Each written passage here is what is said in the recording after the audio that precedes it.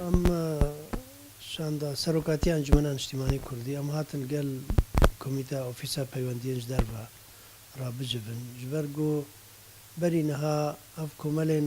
mafê mirova û komelên civakî xwestibûn wek divê wesatetekî bikin navbêna me û peyedê wan de me digot munezematê hiqûqî û mujtemacî nikarin gerantiyê bikin nikarin dewrekî wilo rabin vêca wekû dewletek wek Fransa dayê diyarkirin got dixwaze tiştekî bike ئێمە مەگو ئەگەر دەوڵەتا فەرەنسا دەوڵەتێکی بەهێزە دەوڵەتێکە ڕۆڵای هەیە مەسەلا سووری بە گشتیدا و پشتەوانە حتا ڕادایەکی نەدژی حقوقی وڵاتی کوردە ئیکارە بە ڕۆلێکی ڕابە باشە دەستپێکی حتانەها تشتێک نینە حتانەها تشتێک گشتی دەی ئەو تشتێک گشتی عمومی بێتویە وەکو ئەنجومەنە نیشتیمانی کوردی بەرێژی گوتی دوێ ئەزمونێک پەیدا ببێ ئەو ئەزمون ئەو دەرفەتێن پەیدا ببن هەنێک وان تەنگاویە گۆل سەر وڵاتی ما وان کریارێن هاتینکردن وان سست ببن جددیەتێکی بێخویاکردن ئەنو ئەف تەرەفیاوێ هەکارن جددیەکی بکەن هەگەر فەرەنسا کارە بە گەرانتیەکی تشتێکی وها بکە هەوڵدایی گۆسکار بن ئەزێ بزاوەکی وها وێ فەرەنسا بکە مەسەلێ بەرداناگرتیا و سەربەستکردنا چالاکیên پارتیا چالکیên هەیی و ڕاگەیاندنێ و هەروەسا ئۆفیس و وان مەسالێها پشتی ئەv ئەزمونەها پەیدا ببێ هەنگی کە ئەم بنەرن کارە بن دەستپێکە دانوستاندنێکی بکن ji ber got derfet gelkî tengava qonaqekî hestiyar dever tev de têre derbas dibe mesela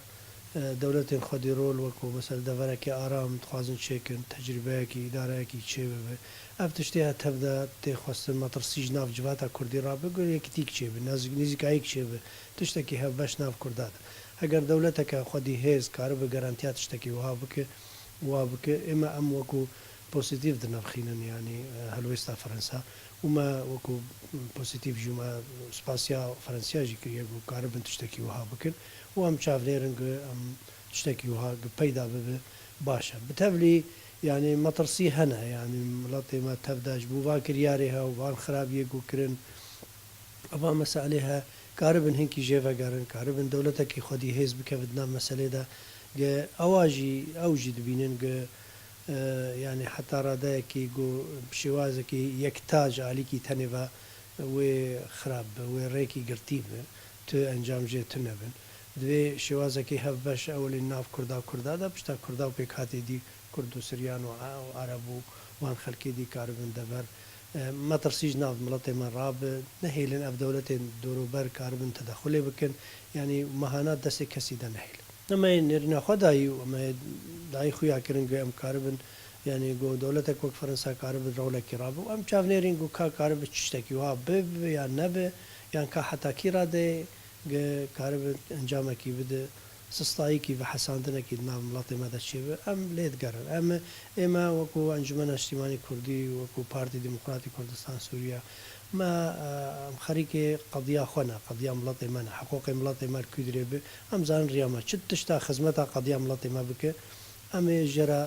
حاضر بن و ئامادە بن و تەضحیە بکەن و مێتعالایەجی دا قورچین و هەر تشتیش بۆ خاطرێ تشتێکی حەقی وڵاتی مە بێخویاکردن ئەگەر تشتێکی وها تنەبێ ئەمژی یعنی تەجریبە کافیە گۆ ئەم کارە بن بنێرن کە تشتێکی جددی تنەبێ ji وڵاتی خۆرە بڕاستی بێژن ئەم نکارن تشتێکی دە بمەشن گە مەسلحە وڵاتی ما و فەیدا قەدیا